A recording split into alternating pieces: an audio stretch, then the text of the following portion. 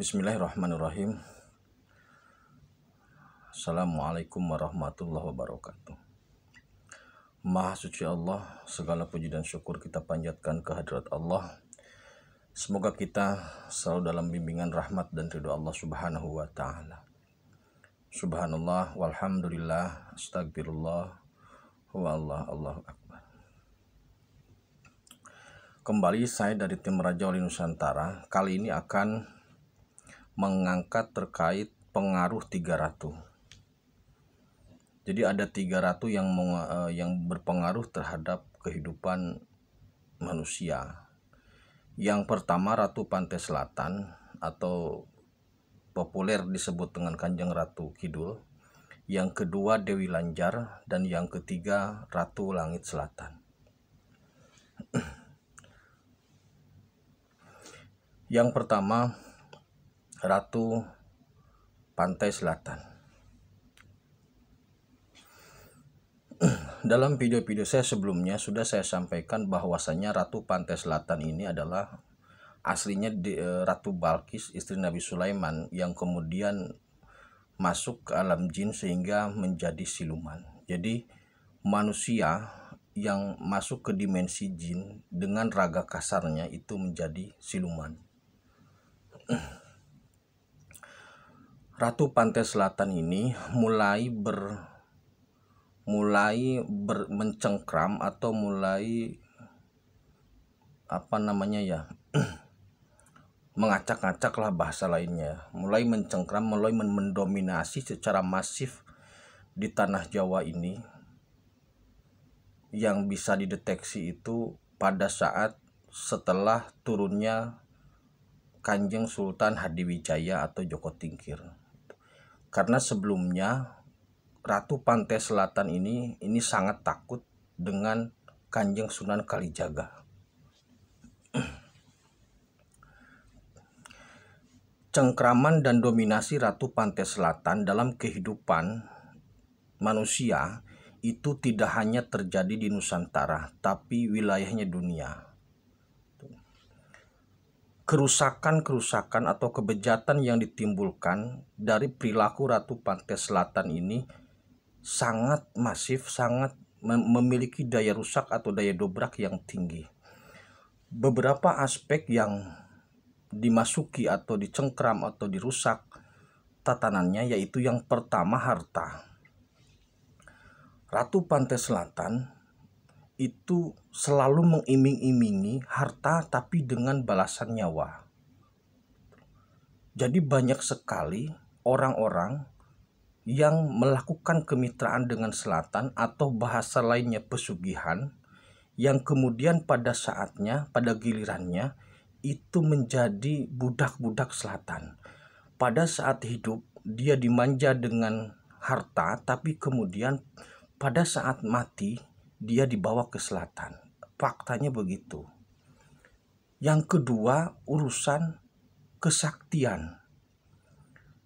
Jadi Ratu Pantai Selatan ini memberikan harta dan juga kesaktian bagi siapapun. Selalu diiming-imingi dengan kesaktian, tetapi dengan kontrak-kontrak yang selalu menguntungkan dia, maksudnya menguntungkan Ratu Pantai Selatan sendiri.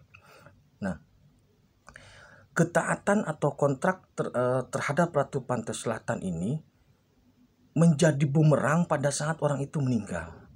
Salah satu ilmu atau kesaktian yang diberikan oleh Ratu Pantai Selatan itu adalah ajian lembu sekilan. Ajian lembu sekilan itu murni real dari Pantai Selatan. Siapapun yang meyakini bahwasanya tidak boleh memakan sapi, jadi gini, orang yang memiliki ajian atau mempelajari ajian lembu sekilan pasti tidak boleh makan daging sapi. Itu syarat. Syarat itu sebenarnya bentuknya hanya sebagai bentuk ketaatan, karena tidak ada efeknya secara langsung terhadap selatan. Tetapi ketika seseorang meyakini bahwa untuk mendapatkan ilmu itu harus patuh dengan cara tidak makan sapi, maka bentuk kepatuhan terhadap selatan itulah yang menyebabkan dia berpaling dari Allah gitu loh. Jadi bentuk kepatuhan. Kontrak ajian lembu sekilan itu merupakan salah satu contoh ilmu yang dihasilkan dari kolaborasi dengan selatan. Orang-orang yang melakukan mitra dengan selatan itu tidak hanya masyarakat biasa, tapi banyak sekali para petinggi-petinggi, bahkan mungkin para raja-raja di tanah Jawa. Jadi kerusakan yang ditimbulkan oleh Ratu Selatan ini sangat luar biasa dalam kehidupan manusia. Dari mulai akidah sampai syariat sampai segala macam. Gitu loh. Nah, kemudian yang ketiga, Ratu Pantai Selatan ini juga kebejatannya, kerusakan yang ditimbulkan itu masuk dalam karakteristik perempuan. Tidak hanya di Nusantara, tapi juga di seluruh dunia. Walaupun memang posisinya di Jawa atau di selatan Jogja lah, jadi kedatonnya atau keratuannya atau inti istananya lah, tempat singgasananya di Parangtritis. Tapi jangkauan pengaruhnya itu sampai ke Eropa dan Amerika untuk urusan perempuan. Perselingkuhan itu terjadi sebenarnya bukan terletak pada kesalahan laki-laki, tapi terletak lebih pada godaan perempuan. Godaan perempuan ini ditimbulkan, disusupi oleh karakteristik dari Ratu Pantai Selatan. Karena apa? Karena laki-laki itu ada hak untuk menambah istri. Tetapi karakteristik selingkuh ini merupakan sebuah cara dalam merusak tatanan hidup manusia. Jadi tidak hanya akidah yang dirusak, tapi sampai hal-hal seperti itu.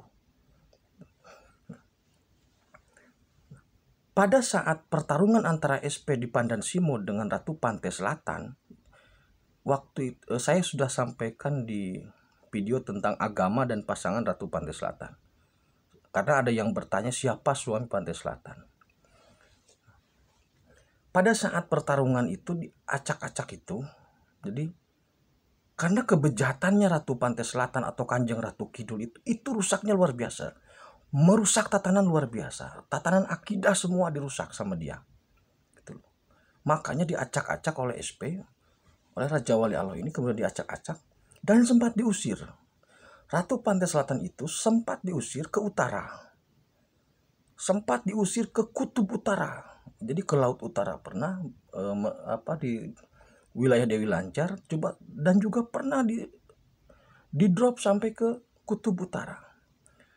Tapi akhirnya kemudian dikembalikan ke selatan karena tidak ada tempat yang pas buat dia. Tetapi nanti disupervisi oleh Ratu Langit Selatan. Nah, kebejatan dan kerusakan. Jadi ketika pertarungan SP itu, kemudian takluknya Ratu Pantai Selatan terhadap SP atau Raja Wali Allah itu, orang-orang yang disandra akibat pesugihan maupun akibat dari kemitraan ilmu yang sudah mati, ya orang-orang yang sudah meninggal, karena maksudnya sewaktu hidup dia melakukan kemitraan, perjanjian kontrak, baik itu harta maupun ilmu, itu semua disandra di selatan. Jumlahnya puluhan, ratusan ribu, bahkan mungkin juta. Jadi ketika diacak-acak oleh SP pada waktu itu, orang-orang itu seperti halnya laron yang keluar dari lubang-lubang itu loh. Jadi pada keluar, pada terbang semua. Seperti apa ya? Pokoknya seperti ketika pintu dibuka, ya ketika nonton konser lah, pintu dibuka bergeroyok seperti itu. Bergerombol, lepas semua, terbang semua. Jadi selama ini tidak ada manfaatnya bermitra dengan selatan. Makanya mulai saat ini jangan berbangga ketika memiliki ilmu-ilmu yang didukung atau yang yang di backup oleh selatan. Jadi makanya saya heran masih ada orang-orang yang bangga dengan Ratu Pantai Selatan, yang bangga dengan Kanjeng Ratu Kidul. Jelas-jelas dia siluman yang merusak, tapi kok dibangga-banggakan gitu loh. Tidak ada manfaatnya berkolaborasi dengan Kanjeng Ratu Pantai Selatan. Tidak ada. Dia merusak akidah, merusak tatanan hidup manusia, merusak tatanan sosial, merusak tatanan ekonomi, semua dia rusak. Yang mau patuh kepada dia, yang mau kontrak taat kepada dia, dikasih sama dia. Karena memang jin itu kerjanya menambang emas. Ratu Pantai Selatan itu istananya emas, iya. Istananya emas, maksudnya warnanya memang terbuat dari emas, karena memang kerjanya memang menambang emas. Jadi siapapun yang menginginkan harta harus melakukan kontrak dengan dia. Pada waktu itu begitu. Sehingga orang-orang pada saat itu yang ingin cepat kaya, yang maunya muda poya-poya, tua kaya raya, mati masuk surga. Filosofinya seperti itu. Kontrak dengan selatan. Oleh karena itu, mulai hari ini saudaraku, berhenti mendalami ilmu-ilmu kesaktian. Karena ilmu-ilmu kesaktian itu sumbernya dari situ. Harta-harta itu baik yang dari Kemukus, dari Kawi, pusatnya dari situ, dari Gunung Serandil, dari Blorong, pusatnya dari situ. Gitu. Jadi harta-harta dunia yang dihasilkan dengan cara-cara kemudahan seperti itu, sumbernya dari situ. Kerusakan dunia, kebejatan moral manusia, salah satu sumbernya, faktornya dari situ. Jadi maha bejatnya selatan atau daya rusaknya selatan itu luar biasa. Oleh karena itu, marilah, sudahlah cukup menimba ilmu kesaktian, tenaga dalam, segala macam. Dengan bangga menyanjung-nyanjung selatan, apa gunanya? Apalagi sampai mediator memanggil Ratu Pantai Selatan, tidak ada gunanya. Demi Allah tidak ada gunanya. Tidak ada gunanya. Yang ada hanya madaratnya yang luar biasa. Jadi salah satu sumber kerusakan yang maha dahsyat untuk akidah, untuk syariat, untuk tatanan sosial, ekonomi, untuk akhlak segala macam, salah satu sumbernya dari Ratu Pantai Selatan. Selama ini dari mulai Kanjeng Sultan Hadiwijaya turun sampai beberapa tahun yang lalu, daya rusak ini terus menghantui, terus mencengkram kehidupan manusia. Makanya tidak aneh ketika terjadi pembebasan di wilayah selatan, orang yang keluar dari sana, yang tersandra di sana jumlahnya ratusan atau mungkin jutaan. Jadi jangan bangga ketika punya ilmu-ilmu kesaktian. Selatan itu memang memberikan ilmu kesaktian apa saja yang kita mau ada. Tetapi tidak ada manfaatnya. Kalau nanti pada saat mati, berbalik kita menjadi budaknya. Itu faktanya begitu. Kalau Anda ingin selamat di dunia maupun di akhirat, lepaskan ikatan dengan ilmu-ilmu dari selatan. Tidak ada manfaatnya. Ratu Pantai Selatan hanya sosok siluman yang kerjanya menjadi daya rusak untuk manusia. Demikian terkait dengan Ratu Selatan. Selanjutnya kita bahas terkait dengan Dewi Lanjar. Terima kasih. Khairul kalam. Assalamualaikum warahmatullahi wabarakatuh.